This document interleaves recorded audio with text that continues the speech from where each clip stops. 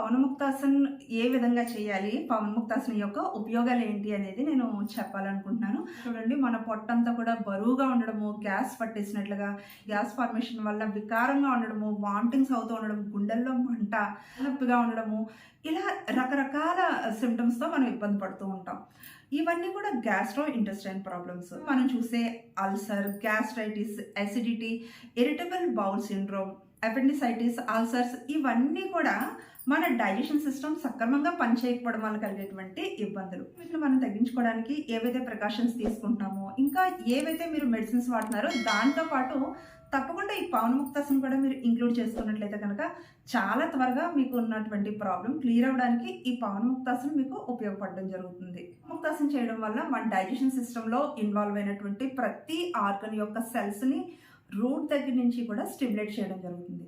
So దానివల్ల మన digestion అనేది నార్మల్ అవ్వడానికి, మనకి చాలా తక్కువ టైంలో మనకి తగ్గడానికి ఈ పవనముక్తాసన్ అనేది మనకి ఉపయోగపడడం జరుగుతుంది.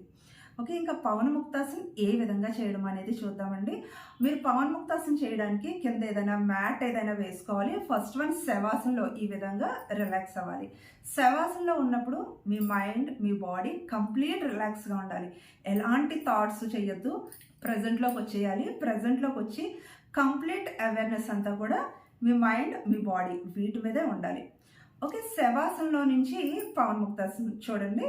Single leg, only right leg fold చేసి కాలు దగ్గరగా మీ చెస్ట్కి దగ్గరగా రావాలి. అంటే అబ్డోమినల్ పార్ట్ మీ చెస్ట్ని కాంప్రెస్ చేస్తున్నట్లుగా కాలు ఫోల్డ్ చేసి తల పైకి లిఫ్ట్ చేసి గడ్డాన్ని మోకాలకు దగ్గరగా తీసుకురావాలి.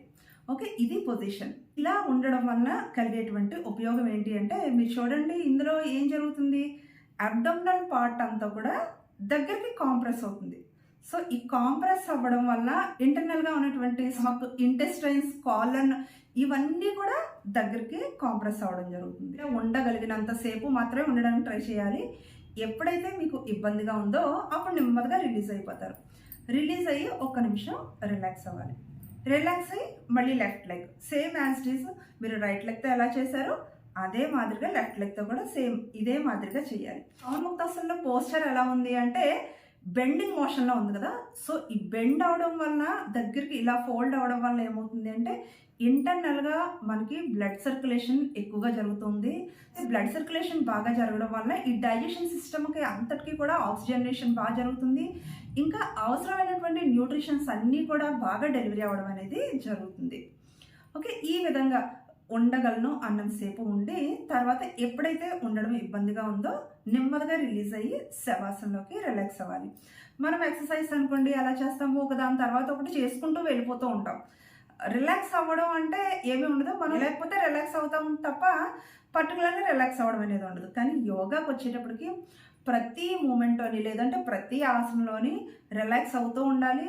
ఈ రిలాక్సేషన్ వల్లే ఆసనం యొక్క ఉపయోగాలన్నీ కూడా మనం పూర్తిగా పొందగలగడం అనేది జరుగుతుంది. ఓకే, ఇలా రిలాక్స్ అయిన తర్వాత ఇప్పుడు చూడండి బోత్ లెగ్స్ అబ్డోమినల్ పార్ట్ని ప్రెస్ చేసి నెమ్మదిగా తల పైకెత్తి 2 మోకాళ్ళకి మధ్యకు ఇలా గడ్డాన్ని తీసుకురావాలి. ఒకవేళ మీలో ఎవరికైనా బ్యాక్ ప్రాబ్లమ్స్ ఏవైనా ఉన్నా అంటే స్పైనల్ డిజార్డర్స్ కానీ, స్పాండిలైటిస్ కానీ, ఇంకా బ్యాక్ పెయిన్ ఇలా ఏవైనా ఉన్నట్లయితే కనుక తల పైకెత్తద్దు, నేల మీదే ఉంచి ఓన్లీ కాళ్ళు ఒక్కటే ఫోల్డ్ చేస్తారనమాట. బట్ అంతటికి కూడా చాలా రెస్ట్ అండ్ రిలాక్సేషన్ అనేది ఎక్స్పీరియన్స్ అవుతుంది. సో దానివల్ల మీ బ్యాక్ రిలేటెడ్ ప్రాబ్లం క్లియర్ అవ్వడానికి కూడా ఈ పవనముక్తాసన్ కొంతవరకు ఉపయోగపడడం జరుగుతుంది. పవనముక్తాసన్లో మనకి కాంప్రెషన్ ఉంటుంది, స్టిమ్యులేషన్ ఉంటుంది, ఇంకా స్ట్రెచ్చింగ్ ఉంటుంది. సో ఈ మూడిటి వల్ల ఏం జరుగుతుంది అంటే పెరిస్టాలిక్ మూమెంట్ అనేది ఇంప్రూవ్ అవుతుంది, కాన్స్టిపేషన్ తగ్గడానికి, ఇంకా మన డైజెషన్ ఇంప్రూవ్ అవ్వడానికి ఉపయోగపడడం జరుగుతుంది. తగలేనంత సేపు ఉండి ఎప్పుడైతే ఇబ్బందిగా ఉందో శవాసనలోకి వచ్చి రిలాక్స్ అవ్వాలి. టోటల్గా ఈ పవనముక్తాసన్లో బాడీ అంతటిపైన కూడా జెంటల్గా మనం ప్రెజర్ ఇవ్వడం జరుగుతుంది. సో ఈ జెంటల్గా ప్రెజర్ ఇవ్వడం, తర్వాత శవాసనలోకి వచ్చి రిలాక్స్ అయినప్పుడు మొత్తం బాడీ అంతా కూడా చాలా రిలాక్స్ అవ్వడము, మనటువంటి స్ట్రెస్ కానీ, మనకున్నటువంటి ప్రెజర్స్ని కానీ తగ్గించడానికి కూడా, మంచి రిలాక్సేషన్ ఇవ్వడానికి కూడా పవనముక్తాసన్ అనేది మనకి ఉపయోగపడడం జరుగుతుంది. ముక్తాసన్కి కౌంటర్గా మనం నెక్స్ట్ వీడియోలో భుజంగాసన్ ఏ విధంగా చేయడం అనేది చూస్తారు. అంటే ఒక విషయం మీరు గమనించాలండి, ఎప్పుడైనా కూడా చాలామంది ఆసనాలు చేసేస్తూ ఉంటారు కానీ కౌంటర్స్ అనేది ఇవ్వరు. కౌంటర్ పోజెస్ అనేది ఇవ్వడం చాలా అవసరం. కౌంటర్ పోజ్ ఇచ్చినప్పుడే బాడీ అనేది న్యూట్రల్ అవ్వడం జరుగుతుంది. ఇప్పుడు మనం పవన్ముక్తాసనం చేస్తాము. ఇది ఫార్వర్డ్ పొజిషన్లో ఉండి చేసేటువంటి ఆసనం.